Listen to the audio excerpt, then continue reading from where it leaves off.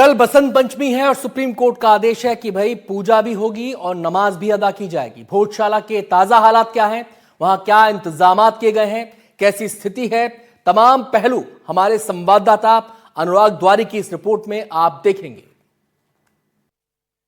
मेरे साथ इस वक्त हैं धार कलेक्टर प्रियांक मिश्रा जी। कल का दिन बहुत व्यस्त रहने वाला है। आज सारी बैठकें वगैरह हो गई सुप्रीम कोर्ट के कंप्लायंस में, सर सारी चीज़ें कल फॉलो हो जाएंगी। क्या व्यवस्था रहेगी कल के लिए, अगर आप विस्तार से बता पाएँ। देखिए, कानून व्यवस्था को देखते हुए तो बहुत व्यापक प्रबंध किए गए हैं। जिला प्रशासन, बाहर का बल, आरएएफ का बल, ड्रोन्स, कैमरे, सबकी व्यवस्था की गई है। और मैं मानता हूं कि हम कानून व्यवस्था के दृष्टिकोण से पूर्ण रूप से तैयार हैं। मैंने पूर्व में भी अपील की थी कि कानून व्यवस्था और सारी व्यवस्था लोगों के लिए लगाई जाती है। ये एक शुभ दिन है, एक अच्छा दिन है। पर्व का दिन पर्व की तरह मनाया जा सके, ये तभी संभव है जैसा कि माननीय उच्चतम न्यायालय ने भी अपने आदेश में कहा है, एक अपील की है सभी वर्गों से, सभी समुदायों से, सभी स्टेक होल्डर से कि वे राज्य शासन और जिला प्रशासन का के जो निर्णय है उसका सम्मान करें, सहयोग करें। इसी को लेते हुए आज जो माननीय उच्चतम न्यायालय का जो निर्णय,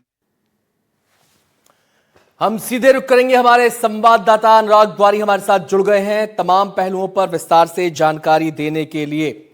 अनुराग, जाहिर सी बात है सुप्रीम कोर्ट का आदेश है, पालन पूरी सख्ती के साथ इसका किया जाएगा। इस समय की स्थिति, जब आप ग्राउंड पर पहुंचे तो आपने क्या देखी, क्या इंतजामात किए गए हैं, पुलिस बल की क्या व्यवस्था है, सुरक्षा बल की क्या व्यवस्था है, उन जगहों को लेकर भी बताएं जो निर्धारित की गई हैं पूजा को लेकर और नमाज अदा करने के लिए। बिल्कुल अनंत, और कहते हैं ना कि बोलने से ज़्यादा तस्वीरें अहमियत रखती हैं, तो तस्वीर मेरे कैमरा सहयोगी रिजवान आपको दिखाएंगे।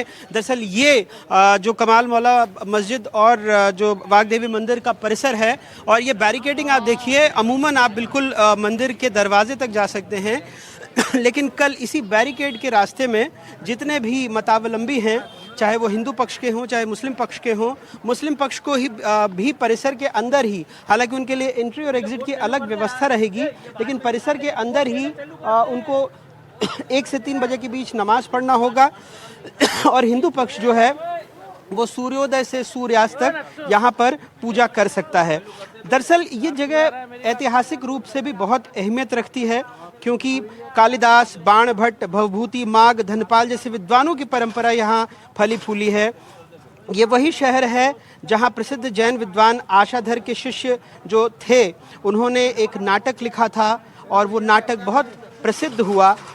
यहाँ पर अनुष्टुप छंद में संस्कृत के कई पाठ उकेरे गए हैं, जिसमें राजा भोज के उत्तराधिकारी जो उदयादित्य और नरवरमान थे उनकी स्तुति की गई है।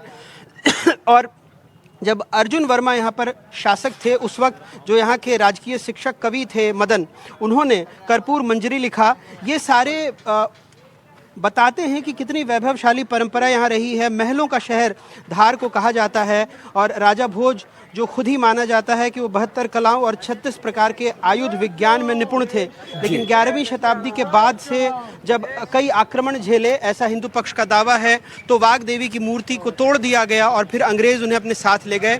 यहाँ आप देखिए तमाम जगहों पर आपको मंदिर परिसर के आसपास ये दिखेगा कि सूर्योदय से सूर्यास्त तक पूजा होगी।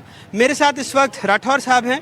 राठौर साहब 4 दफ़े चुनाव लड़ चुके हैं निर्दलीय, और यहाँ बहुत सारे लोग आपको दिखेंगे जो बच्चों के साथ भी यहाँ पर आए हैं, और चूंकि मंदिर के पट तो 6 बजे बंद हो जाते हैं, फिर क्यों आए हैं अभी? मैडम, सबका उत्साह बढ़े, इसलिए उत्साह बढ़ाने के लिए। उत्साह बढ़ाने के लिए। और कल अखंड पूजा होगी दिन भर, माँ सरस्वती की पूजा दिन भर अखंड पूजा करेंगे हम, और अच्छा करेंगे। तो मंदिर तो बंद हो गया भाई साहब, बच्चे को अभी क्यों लेकर? ऐसे दर्शन करना है, दर्शन कराना। दर्शन तो होगा नहीं, आप लोग क्यों लाए हैं बच्चों को? सर यहाँ बच्चों को घुमाने के लिए, घुमाने के लिए, उत्साह बढ़ाने के लिए। कल हम सब इकट्ठा होके माँ सरस्वती की पूजा करें। अच्छा।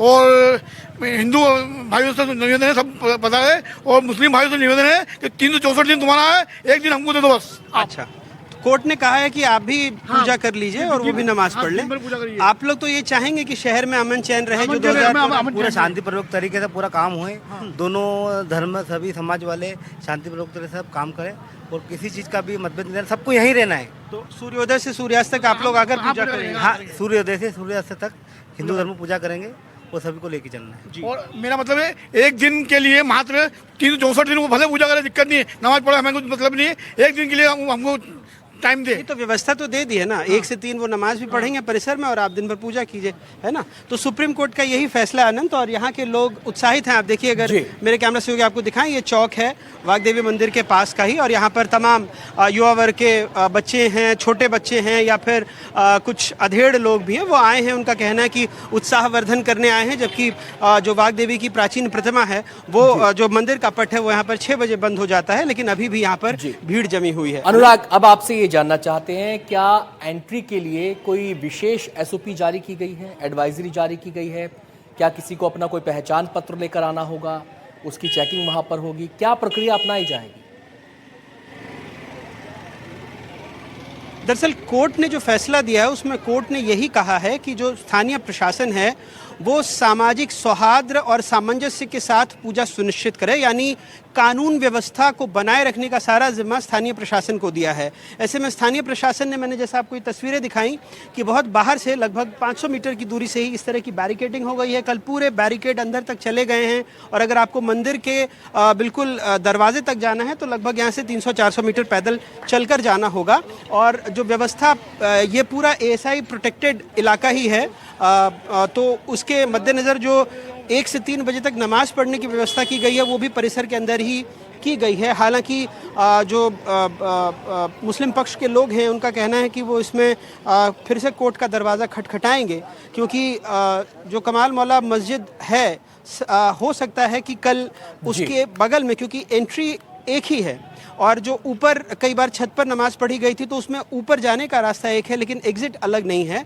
और चूंकि कोर्ट ने एंट्री एग्जिट की बात भी कही कि अलग अलग व्यवस्था करना है, तो ये तो अभी तक प्रशासन ने नहीं बताया कि किस तरह से एंट्री एग्जिट अलग करेंगे, लेकिन ये ज़रूर कहा है कि सुनिश्चित करेंगे कि एंट्री एग्जिट अलग हो। किसी तरह के सबसे अपील भी कर रहे हैं कि शांति व्यवस्था बनाए रखें। जो धार के स्थानीय लोग भी हैं वो भी यही कह रहे हैं कि कल पर्व का दिन है, वो चाहते हैं पूजा करें, जिसको जो कानून के हिसाब से जो सहूलियत मिली है उस हिसाब से पूजा करें, नमाज पढ़े, शांति व्यवस्था बनाए रखें। बसंत पंचमी का दिन है, माँ वाग्देवी की यहाँ पूजा करना चाहते हैं वो पूजा करें, जिनको नमाज पढ़ना नमाज पढ़ें। शहर शांति और अमन से रहे। बहुत बहुत शुक्रिया अनुराग आपका इस पूरी जानकारी के लिए और सीधी तस्वीरें वहां से दिखाने के लिए। तो लोग उत्साहित हैं पूजा को लेकर, और जैसा कि अनुराग ने कहा कि पुलिस प्रशासन लगातार लोगों से यही अपील कर रहा है कि हम अपनी तमाम व्यवस्थाएं कर रहे हैं, चिंता करने की बात नहीं है, लेकिन लोगों से भी अपील की जा रही है कि वो पूजा करें और नमाज अदा करें और शहर में शांति व्यवस्था पूरी तरीके से कायम रहे। आगे बढ़ते हैं, अब आपको बताते हैं कि भोजशाला का ये विवाद कब से चला आ रहा है। 1936 से 1942 के बीच भोजशाला में पूजा और नमाज को लेकर कई विवाद हुए। 1995 के बाद से यह संघर्ष और भी गहराने लगा। इसके बाद 1997 में सुरक्षा कारणों से भोजशाला में आम लोगों का प्रवेश रोका गया था। हालांकि बाद में हिंदू पक्ष को मंगलवार, बसंत पंचमी को पूजा और मुस्लिम पक्ष को शुक्रवार को नमाज अदा करने की अनुमति दे दी गई। 2013 और 2016 में भी ऐसा हो चुका है कि बसंत पंचमी के दिन शुक्रवार पड़ा था। उस वक्त प्रशासन ने पूजा और नमाज दोनों करवाई थी और इस बार भी ऐसा ही हो रहा है। सुप्रीम कोर्ट ने कहा है कि पूजा भी होगी और नमाज भी अदा की जाएगी। इसके लिए पुलिस प्रशासन ने खास इंतजामात किए गए हैं, जिसकी तस्वीर हमने आपको सीधे अभी दिखाई थी। शुक्रवार को नमाज और बसंत पंचमी को लेकर प्रशासन की क्या तैयारी है वो भी आपको बताते हैं। आपको बता दें कि भोजशाला में 8000 पुलिस कर्मियों को तैनात किया गया है, यानी कि भारी भरकम सुरक्षा बलों का अमला वहां पर मौजूद रहेगा। पुलिस सीसीटीवी से नजर रख रही है, चप्पा चप्पा सीसीटीवी की निगरानी में होगा। और जाहिर सी बात है कि नजर रखनी है तो सीसीटीवी के लिए कंट्रोल रूम भी बनाया गया है, वहां पर इन तमाम एंगल से इसकी निगरानी की जाएगी। 3D मैपिंग से सुरक्षा व्यवस्था चुस्त दुरुस्त रहेगी। बाइक और मोबाइल पार्टी से जो है गश्त करेंगे। जो बाइक है और मोबाइल पार्टियां जो है पुलिस की वो गश्त करती रहेंगी। सभी मोहल्लों पर पुलिस की नजर रहेगी, यानी केवल भोजशाला तक ही ध्यान केंद्रित नहीं रहेगा। जो आसपास के इलाके हैं वहां पर भी पुलिस मुस्तैद रहेगी पूरी तरीके से। 300 मीटर क्षेत्र नो फ्लाई जोन घोषित कर दिया गया है। इसके मायने ये है कि यहां पर किसी भी किस्म का कोई उड़न व्हीकल जो होगा जिसमें ड्रोन भी आते हैं, आपके यूएवी और पैराग्लाइडिंग भी आती है, उस पर पूरी तरीके से रोक रहेगी। हॉट एयर बलून की उड़ान पर भी पाबंदी रहेगी, उस जोन में वो भी दाखिल नहीं हो पाएगा। सड़कों पर निर्माण सामग्री रखने पर रोक रहेगी और इसकी बड़ी वजह यह भी है कि आवाजाही में दिक्कत होती है और तमाम असुविधा होती है, उसको भी ध्यान में रखा गया है। मलबा, टायर और लवारिस गुमटी रखने पर प्रतिबंध रहेगा। उल्लंघन करने पर नगर पालिका कार्रवाई करेगी, यानी कि ये चीज अनुशासन के दायरे में आएगी, इसका उल्लंघन बिल्कुल भी नहीं करना है। तो धार में सुरक्षा के क्या इंतजाम हैं? कल पूजा के साथ नमाज करवाने को लेकर जिला प्रशासन ने तैयारी कर ली है। कल की तैयारियों को लेकर हमारे संवाददाता अनुराग द्वारी ने कलेक्टर प्रियंक मिश्रा से खास बातचीत की है। वो बातचीत अब आपको सुनवाते हैं। मेरे साथ इस वक्त है धार कलेक्टर प्रियंक मिश्रा जी। कल का दिन बहुत व्यस्त रहने वाला है। आज सारी बैठकें वगैरह हो गई सुप्रीम कोर्ट के कंप्लायंस में, सर सारी चीज़ें कल फॉलो हो जाएंगी। क्या व्यवस्था रहेगी कल के लिए, अगर आप विस्तार से बता पाएं? देखिए, कानून व्यवस्था को देखते हुए तो बहुत व्यापक प्रबंध किए गए हैं। जिला प्रशासन, बाहर का बल, आरएएफ का बल, ड्रोन्स, कैमरे, सबकी व्यवस्था की गई है। और मैं मानता हूं कि हम कानून व्यवस्था के दृष्टिकोण से पूर्ण रूप से तैयार हैं। मैंने पूर्व में भी अपील की थी कि कानून व्यवस्था और सारी व्यवस्था लोगों के लिए लगाई जाती है।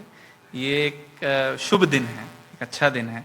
पर्व का दिन पर्व की तरह मनाया जा सके, ये तभी संभव है जैसा कि माननीय उच्चतम न्यायालय ने भी अपने आदेश में कहा है, एक अपील की है सभी वर्गों से, सभी समुदायों से, सभी स्टेक होल्डर से कि वे राज्य शासन और जिला प्रशासन का के जो निर्णय है उसका सम्मान करें, सहयोग करें। इसी को लेते हुए आज जो माननीय उच्चतम न्यायालय का जो निर्णय है उससे दोनों पक्षों को हमने अवगत कराया, उनको सूचित किया, क्योंकि निर्णय तो लेना ही पड़ेगा, क्यों ऐसा सुप्रीम कोर्ट का आदेश की नहीं तो अवहेलना होगी। उसमें जिस प्रकार की व्यवस्था बनाई गई है हिंदू समुदाय के लिए, जो पूर्व प्रथा के अनुसार जो स्थान है वो नियत किया गया है और वहीं पे पूजा अर्चना पूर्व में भी होती आई है।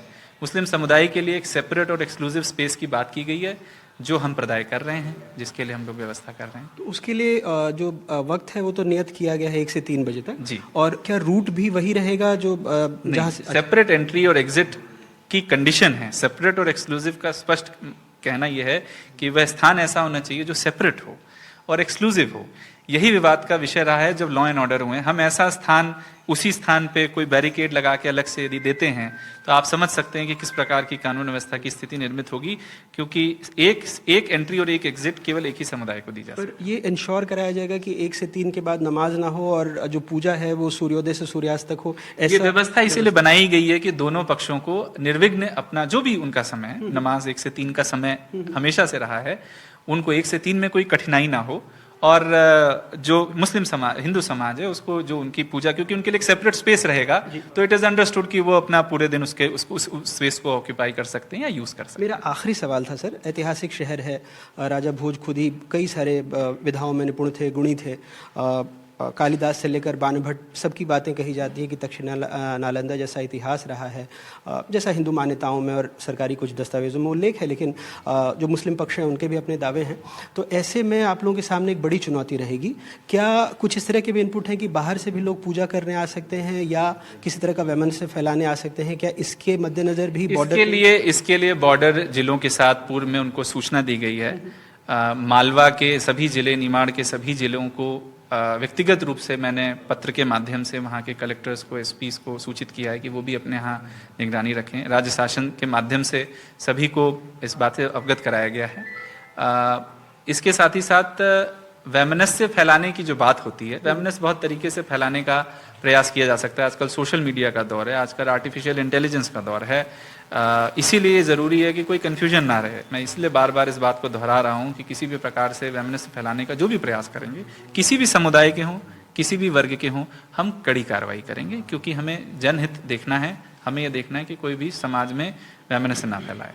उसके साथ ही साथ मैं ये भी कहूँगा कि ये जो निर्णय लिए जा रहे हैं ये कोर्ट के कंप्लायंस में लिए जा रहे हैं। ये इसका जो मूल उद्देश्य है वो ये है कि किसी भी प्रकार की कानून व्यवस्था की स्थिति निर्मित हो। इस भावना को समझने की जरूरत है। बहुत बहुत शुक्रिया सर। तो धार कलेक्टर और जिला प्रशासन के तमाम अधिकारियों ने यही कहा है कि सुप्रीम कोर्ट भी चाहता है कि दोनों संप्रदायों के बीच सामंजस्य बना रहे, सौहार्दपूर्ण तरीके से पूजा संपन्न हो। धार से अपने सहयोगी रिजवान खान के साथ अनुराग द्वारी, NDTV।